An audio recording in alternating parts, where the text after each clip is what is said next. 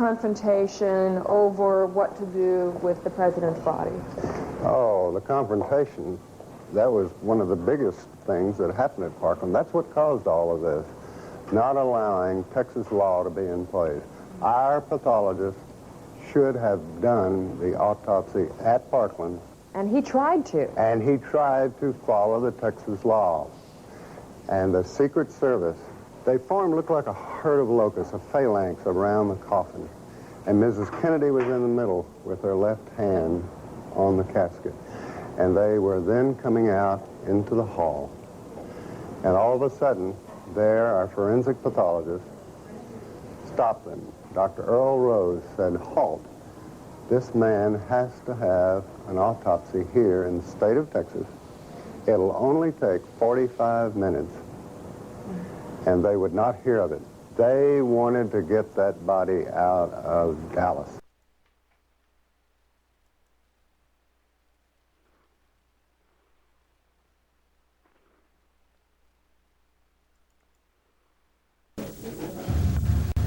Well, Dallas is a large city, and there are many gunshot wounds that come into Parkland Memorial Hospital on a regular basis. This is a normal sort of life for a hospital in a big city, and especially Texas, where a lot of people carry guns.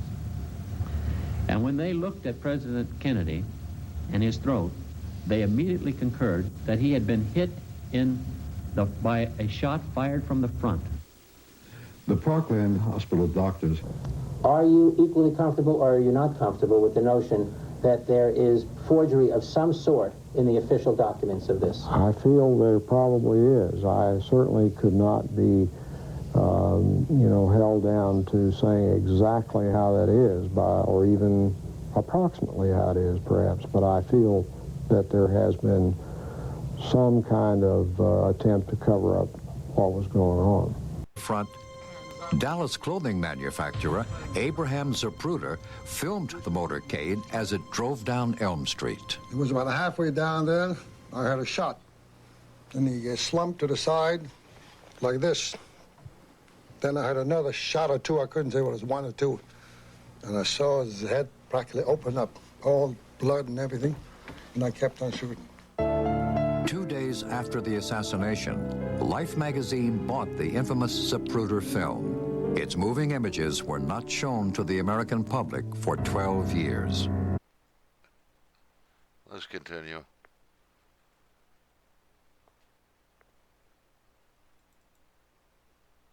Let me show you, to my best recollection, what the wound looked like to me that day in trauma room 1. Before each doctor looked at the photos, he described the wounds he had seen back in 1963. I could see the president's head wound quite well, and I was probably looking into a wound that was on the lateral or the side part of the head and the back part of the head. It would be this portion of the head right here. As I remember, it's like this, that there was a big wound, big deficit in his skull and the temporal parietal area.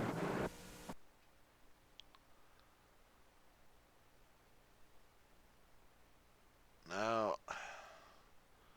here's what the Warren Commission in their autopsy, they claim the autopsy showed. A small little wound in the back of the head. Yet on the Mormon photo, as we go in, take a closer look, I did many years ago. Something very unusual you see here. Here's somebody else that has examined this.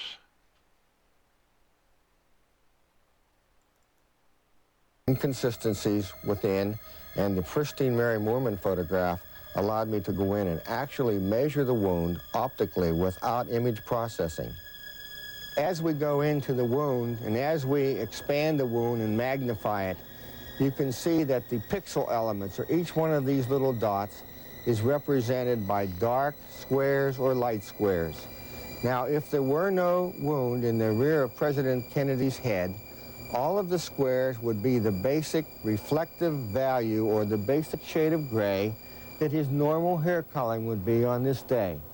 Every time, in my years of experience with this, when there is a concave or convex area that is a deformation of the overall image, there is absolutely no question that the case is, as it goes darker under this situation, that this is going from an area on the top of President Kennedy's head down into an extremely deep hole, because the entrance wound that supported this exit wound was fired from the right frontal area of President Kennedy, and it exited through the rear.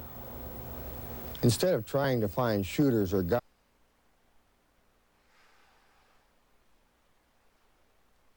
I was beginning to see a face here. What really caught my eye was this upside down stripe here. I couldn't figure out what that could have been.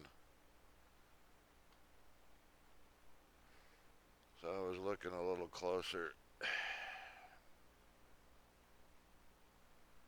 So that's a little closer up of that image right here.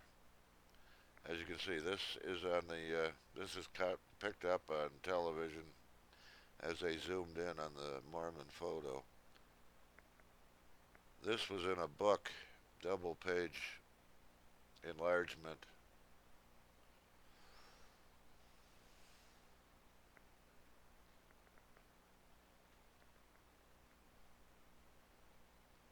So you get the gist of it. I was looking there, and let's take a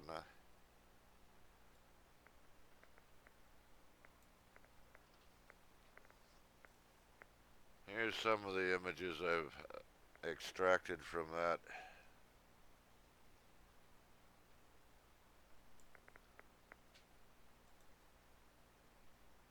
How about a colorized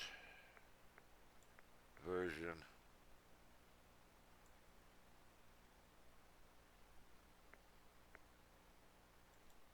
I can find that one again.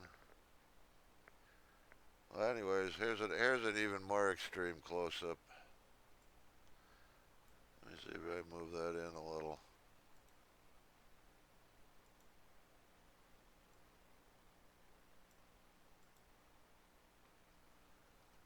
Now, this is very curious that at that distance,